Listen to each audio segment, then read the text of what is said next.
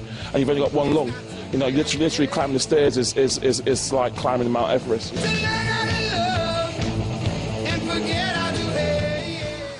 Giles Thomas from muscledevelopment.com. We're here at Winners Gym in Nottingham, and I'm here with 2010 overall British champion and IFBB pro, Alvin Small. Alvin, it's good to be back, mate, in this lovely warm weather. Oh, it's nice to have you back, actually. You know what I mean?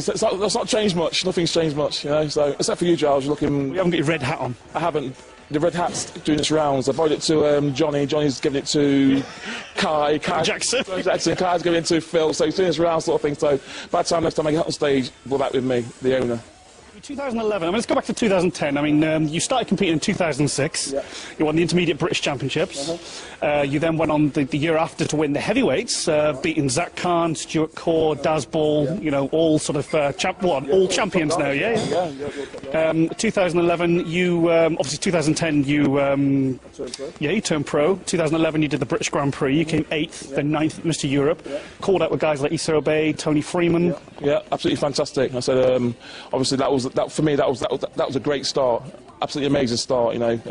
Top 10 in your first pro show 4 or 5 months after turning pro. Yeah, it was fantastic, you know.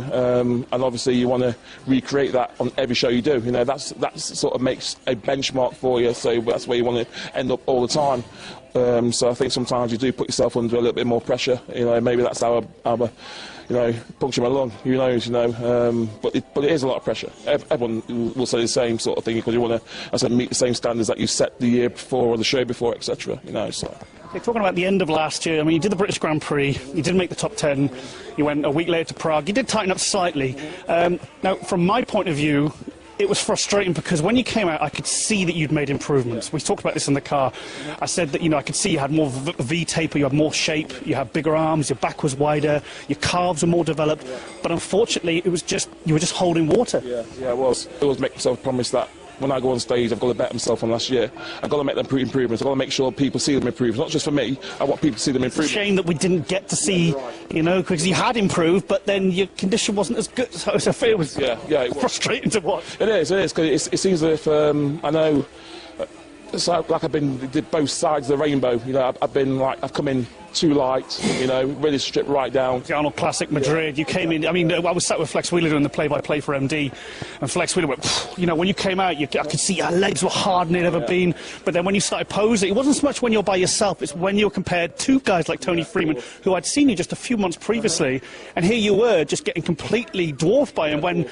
At the British Grand Prix, I've got photos of you next to Tony Freeman and holding your own. So I was there, exactly. It's a combination of things. I can't blame anybody. You know, I can't even blame myself. Just trying something new. Yeah, just trying something new, and that's how you got to go on, Giles. You know, you've got to try something new until you find the click that works for you. You know, each show I go with a strategy. And if it doesn't pay off, then we throw it away and we go for something else. You know, I'm still new at the sport. You know, I'm still pretty new. It's my 3rd year being a pro. Still a big baby. Still a big baby, exactly. Yeah, that's what I'm called anyway. You know, so you know, this year it's the 3rd year, and things always come right in the 3rd year for me. Can you mix them? Yeah. Keep tongue like this. That boy slim.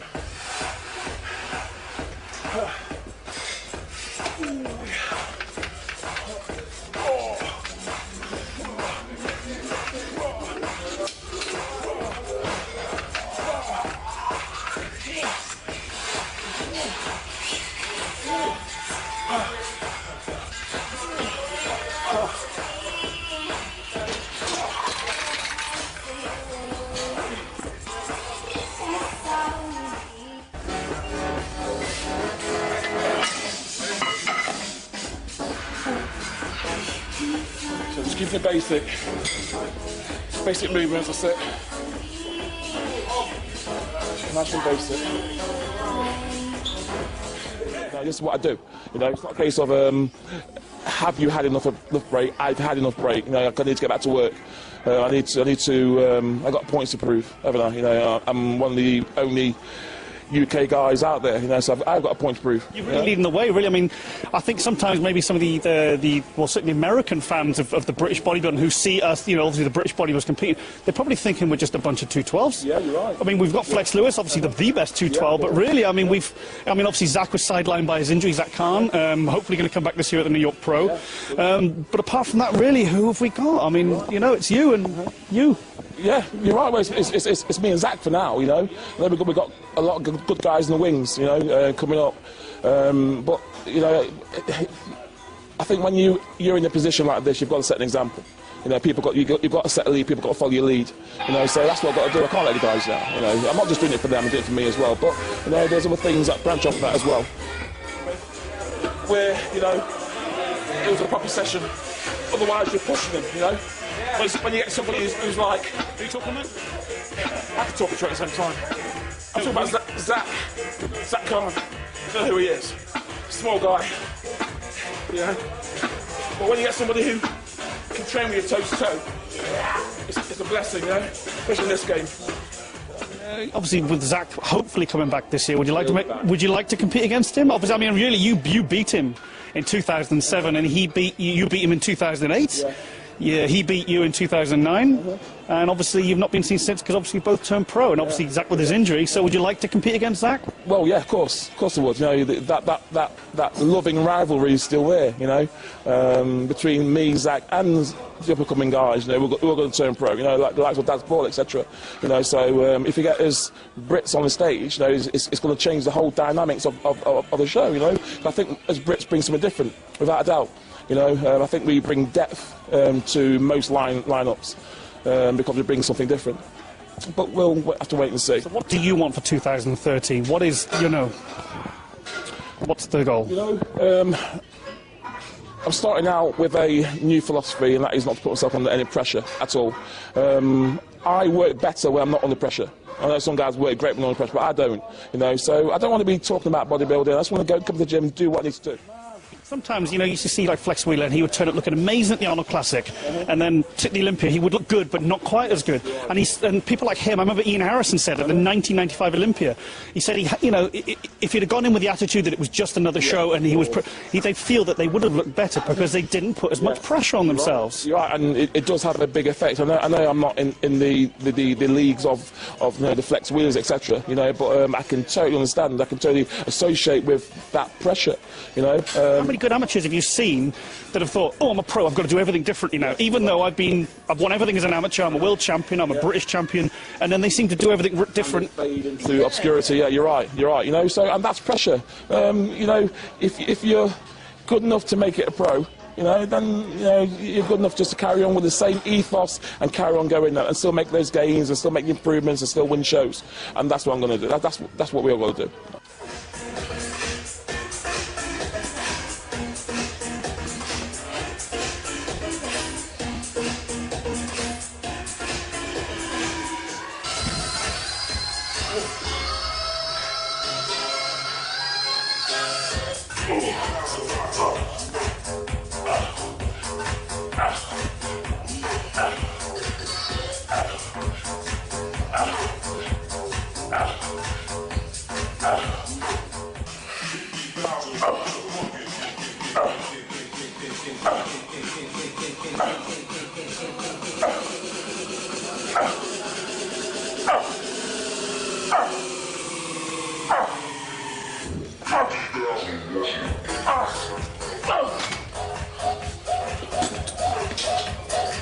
Sometimes, you know, you used to see like Flex Wheeler, and he would turn up looking amazing at the Arnold Classic, and then to the Olympia, he would look good, but not quite as good. And people like him, I remember Ian Harrison said at the 1995 Olympia, he said, you know, if he'd have gone in with the attitude that it was just another show, and they feel that they would have looked better because they didn't put as much pressure on themselves. You're right, and it does have a big effect. I know I'm not in the leagues of you know, the Flex Wheelers, etc. You know, but I can totally understand. I can totally associate with that pressure.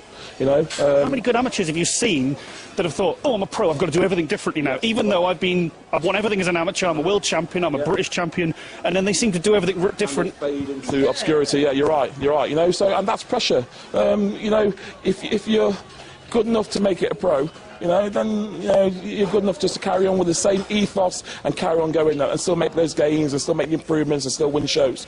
And that's what I'm going to do. That's what we're going to do. Next time you'll see this, it's in Germany. A whole different thing. I know I train one way. I know I should be able to, you know, modify that and apply myself. The thing is, you train heavy and you train high volume. Yeah. Short rest. I mean, I did a photo shoot here once, and we were training arms, and I was exhausted because I think, and you hadn't even done triceps yet. You were still doing biceps, you know, just like it was set after set after set, and it was heavy, it was hard. I was just thinking, oh my God, how does this guy keep going? You know? Well, you know, we had a conversation some months back about how we train in the UK and how you guys train in the States and other countries. I know that, like, going on the Dorian Yates principle, this guys train really heavy, you know. And I was talking to some of the guys, you know, when I was away, and these guys don't train as half as heavy as we do. But it's what we know, you know, it's how we do it over here. Because the only thing we had back in the day were magazines, seeing guys like Sean Ray and Flex Wheeler, etc. And obviously the photo shoot itself, so it looked like they're shifting huge weights. So that's what we actually automatically thought we had to do. You know, so that's what we do. That's how we grew up, just shifting like crazy amounts of weight. I was asking you earlier when you started training, I said, did you train by yourself or did you train with a training partner? Yeah. And you told me a rather interesting story about your training partner.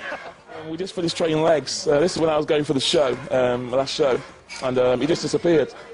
And I got a text him and say, oh, Alvin, I've just collapsed. He was just training legs, so it always happens.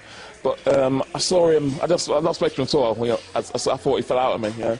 And I saw him last week, and he said to me, explained to me that, you know, he died, he had to get taken to the hospital, you know. And then when he came to, this isn't me, by the way. No, this isn't me, by the way. No. Yeah. Yeah, I can hold my own with it. When he came to, he couldn't walk. Couldn't walk. They thought he had a stroke. You know, because he just couldn't put his weight on his legs. So. Good session. It wasn't quite a good session, yeah.